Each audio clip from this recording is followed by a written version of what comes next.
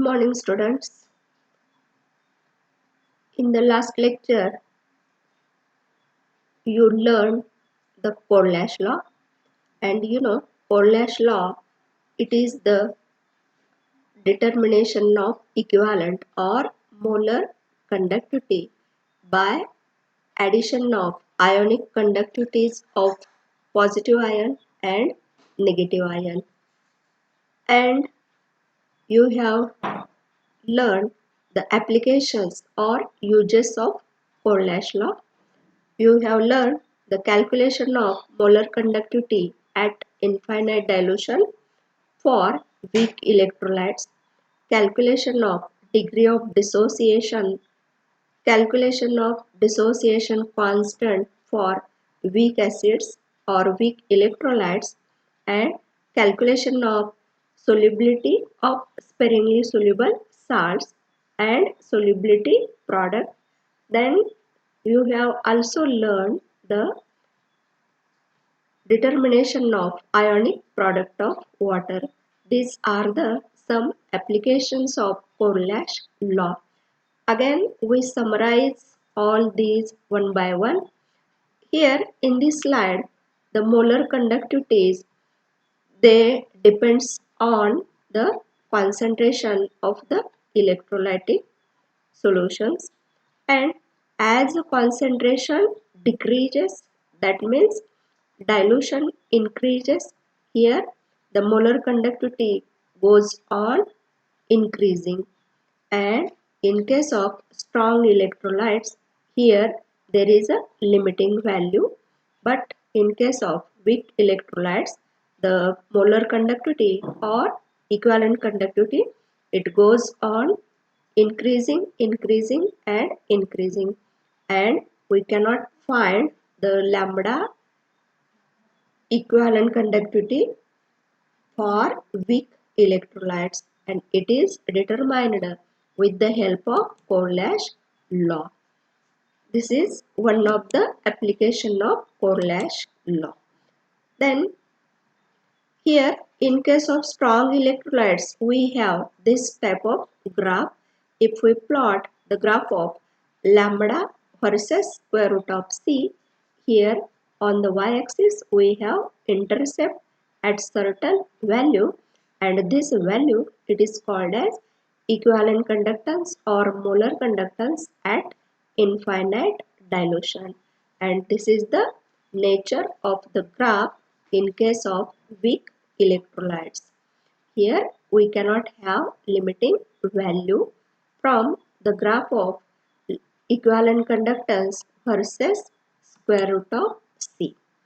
Then in the first application, you have learned the calculation of ionic conductivities, and here the principle used, it is the uh, conductance. It depends on the number of ions and velocity of the ions. So the velocity or the speed of the ions, it is directly proportional to the conductivity carried by that ion.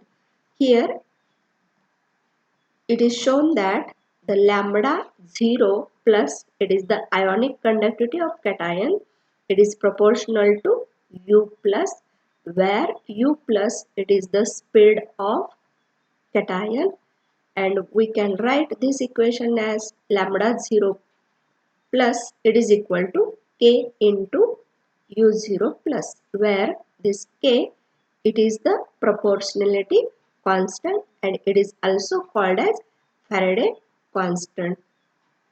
Therefore, from this equation we can calculate the ionic speed by using the equation lambda 0 plus divided by Faraday constant, and the value of Faraday constant, it is 96,500. That means the ratio of lambda 0 of positive ion divided by Faraday constant 96,500, we can have the ionic mobility of the cation. Similarly, in case of negative ion, we have lambda 0 minus, it is proportional to U minus, where U minus, it is the ionic speed of the cation anion, and here lambda 0 minus, it is equal to Faraday constant into U minus. Then here by taking the ratio of lambda 0 plus divided by lambda 0, we have this equation. It is equal to U plus upon U plus plus U minus, and this is nothing but the transport number, the fraction of current carried by the ion.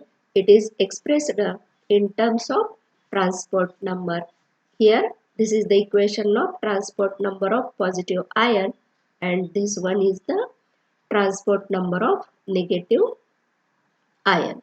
Then the second application of Corlash law, it is in the determination of molar conductivities of ionic molar conductivities of weak electrolytes, and this method, it is based on the direct use of Corlash law. By knowing the molar or equivalent conductivities of certain strong electrolytes, we can determine the equivalent conductivity or molar conductivity at infinite dilution in case of weak electrolytes. Then the next application, determination of degree of dissociation of a weak electrolyte.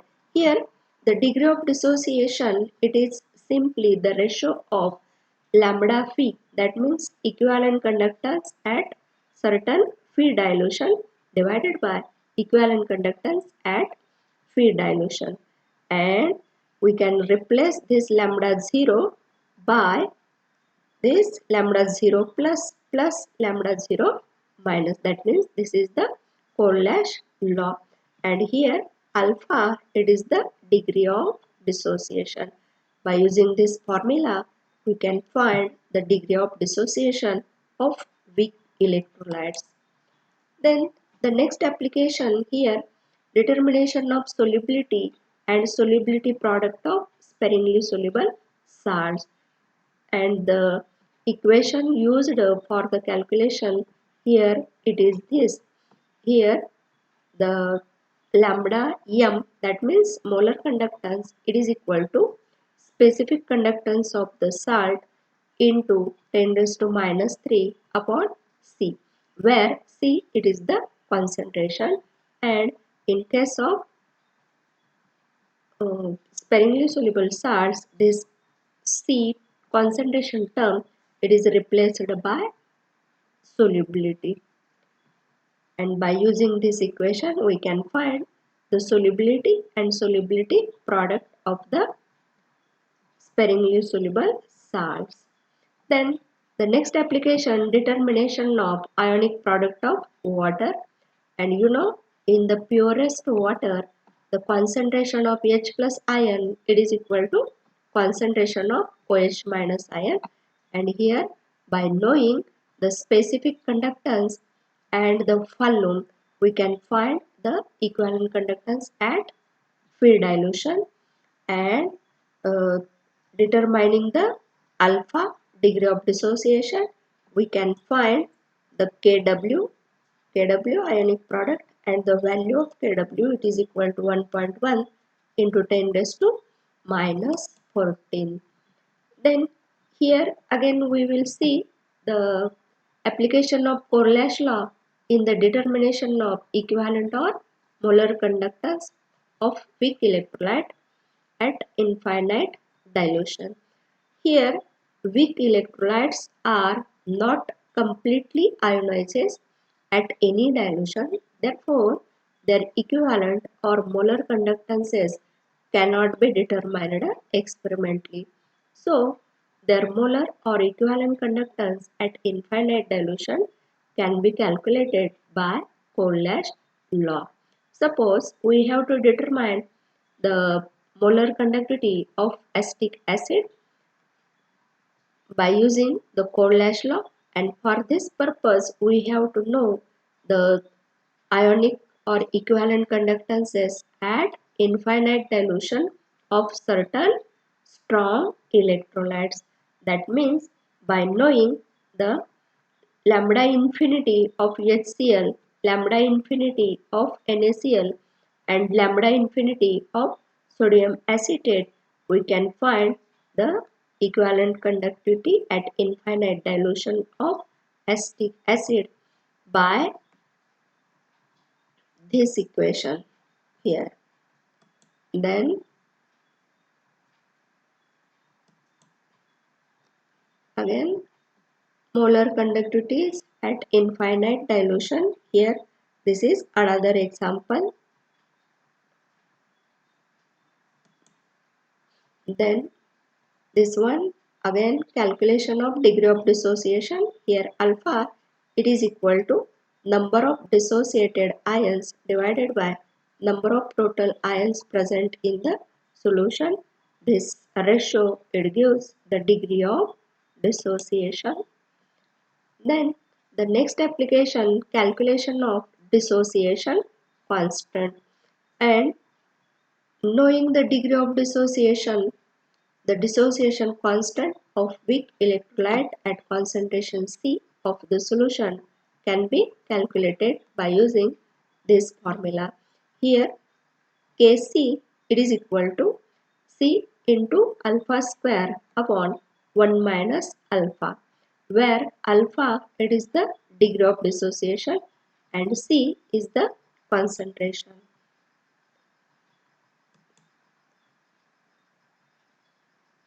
Then determination of solubility and solubility product. Here solubility, it is equal to specific conductance into 1000 divided by molar conductance at any dilution or at infinite dilution.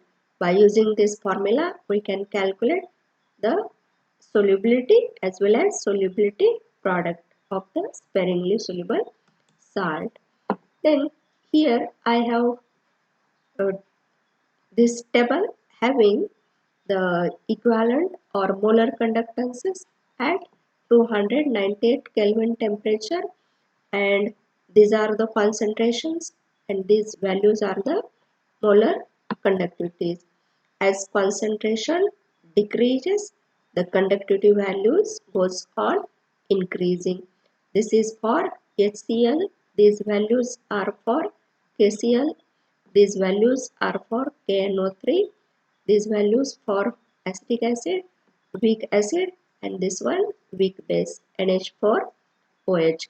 And this table clearly indicates that as concentration decreases, the molar conductivity goes on increasing. Then the today's point here, determination of transport number by moving boundary method. Before that, all of you know the conductance, it is the power of any substance for conduction of electricity, or it is the ease with which electricity flows through the substance. And the transport number or transference number, it is the fraction of current carried by that ion, and the current carried by cation, it is given by the equation speed of cation divided by the total speed. Here u plus, it is the speed of cation, and u plus plus u minus, this is the total speed of the ions in the solution, and this is called as speed ratio. And this speed ratio, it is a determined or denoted by T plus, where T plus, it is the transport number of cation. Similarly, in case of anions, the current carried by anion, it is the ratio of speed of anion divided by total speed. It is denoted by T minus. And the transport numbers are determined by the method, and name of that method is moving boundary method. As this name is used for the method, here simply we have to observe the boundary moved upward by the application of electric field.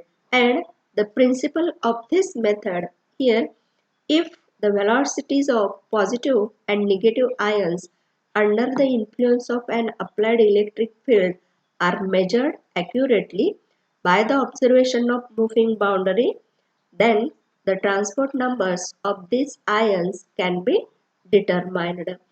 Here in the moving boundary, we have observed the boundary moved upward by the application of electric field. This is the principle of the moving boundary method. Then all of you know, here we have two electrodes, positive electrode, negative electrode, and here it is the voltmeter. And suppose we have taken some electrolytic solution here, and when this circuit is complete, there is a migration of ions takes place, and the positive ions, they get migrated towards negative electrode, and negative ions, they get migrated towards positive electrode. And this process, it is the electrolysis. And the independent migration of ions takes place. It is first shown by the scientist Kohlrausch, and this is the schematic representation of migration of ions. Then here suppose we have, this one is the cathode, negative electrode, here it is the anode, positive electrode, and we have taken the NaCl solution in water. After the completion of this circuit, these two electrodes, they are connected through battery. Then Na plus ions, they get migrate towards cathode, and Cl minus ions, they get migrate towards anode, and the current carried by Na plus ions and Cl minus ions, it depends on the speed of the particular ion. Then the experimental setup of the moving boundary method. This moving boundary method, it consists of dumbbell shaped tube, and it is arranged vertically erect position. At the top of the dumbbell shaped tube, here it is a platinum electrode, and it acts as a cathode, negative electrode. At the bottom, here it is a anode, positive electrode, and usually cadmium, it is used as a anode. And the solution here taken in this vertical tube, that solution is CdCl2 solution, cadmium chloride solution. And the another solution used here, it is the HCl, and the HCl electrolyte here, it is termed as a principal electrolyte. And here the selection of principal electrolyte, it is made in such a way that there should be a faster moving ion in that electrolyte, and the comparatively slow moving ion must be in the indicator electrolyte. And the at the lower arm, CdCl2 solution is taken, and in the upper arm there is a HCl solution. Then here it is connected through a coulometer. Then here it is a rheostat, here it is a battery, and here it is a switch, and here it is a ammeter. This is the experimental setup for measuring moving boundary method. And though these two solutions are colorless, here we observe a boundary moved in the upward direction due to the differences in refractive index of HCl solution and CdCl2 solution.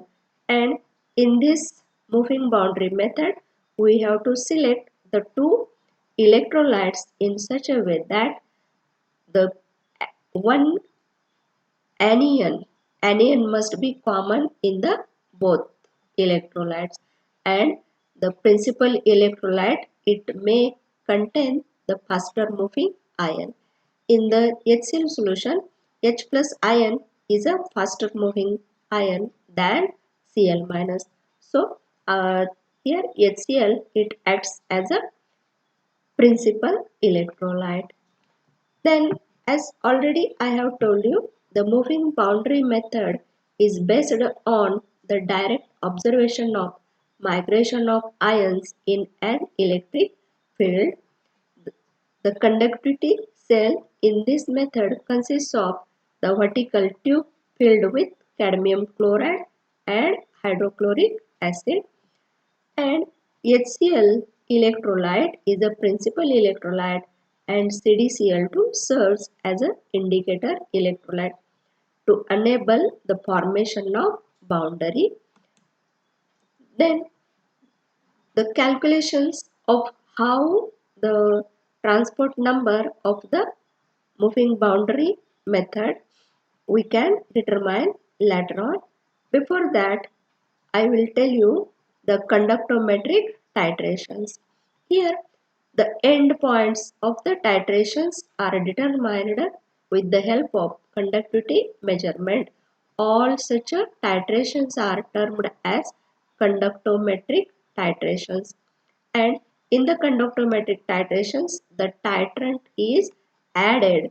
Here, the values of conductivity plotted against the volumes of titrant in cc's, and since the measured conductivity is a linear function of concentration of the ions present, two lines will obtained which will intersect each other at a point, and that point is called as end point or equivalence point of the titration.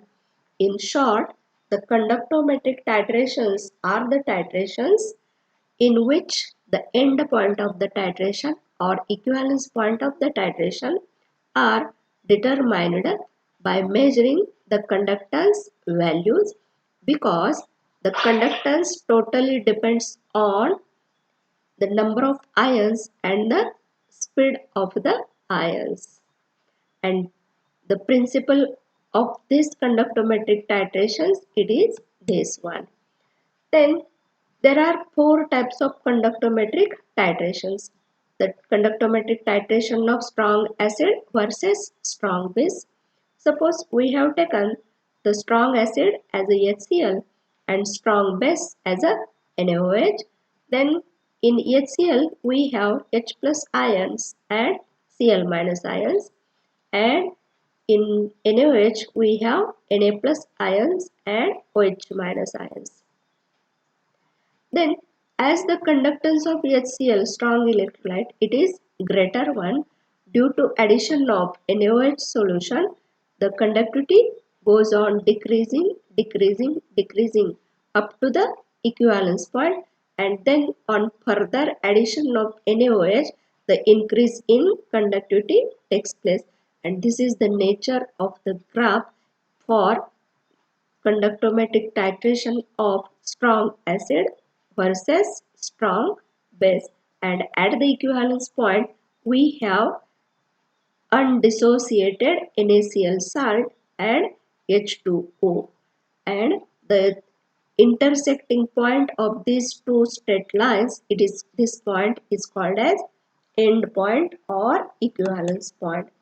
Similarly, this is the another graph of HCl versus NaOH, and this point it is the end point of the titration. The graph of conductance versus volume of NaOH added. This is the nature of the graph for first type of titration, the titration of strong acid versus strong base. Then the second type of titration, it is the titration of weak acid versus strong base, and the nature of the graph it is like this. In case of weak acid, suppose for example CH3COOH. Here at first the conductivity values are low and they increases with the addition of NaOH due to faster moving OH minus ions. At the equivalence point, here we have, this is the intersection of these two lines. This is the nature of the graph of weak acid versus strong base. Then the third type of the graph, it is for strong acid and weak base. Suppose for example we have taken HCl and NH4OH as a weak base. Then at the end point we have NH4Cl undissociated plus H2O, and nature of the graph here it is like this. As already in case of strong electrolytes, the conductance values are greater and they decreases due to addition of weak base. This is the nature of the graph, and this is the nature of the graph of strong acid, strong base. This is for strong acid, weak base, and this is for weak acid and strong base. Then the advantages of conductometric titrations. That conductometric titrations does not require indicators since the change in conductance is measured by conductometer, and the conductance it totally depends on the number of ions present in the solution. Then these titrations are suitable for colored solutions. Endpoint is determined by graphical method, and graphical method is the accurate one. It gives accurate results with minimum error. Again, conductometric titrations are used for analysis of turbid or suspensions or weak acids, weak bases, mixture of weak acid and strong bases. Again,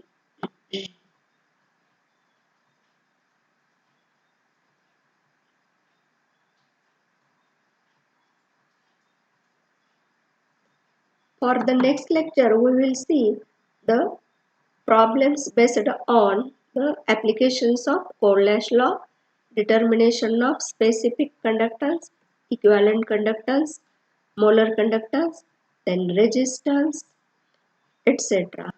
Thank you.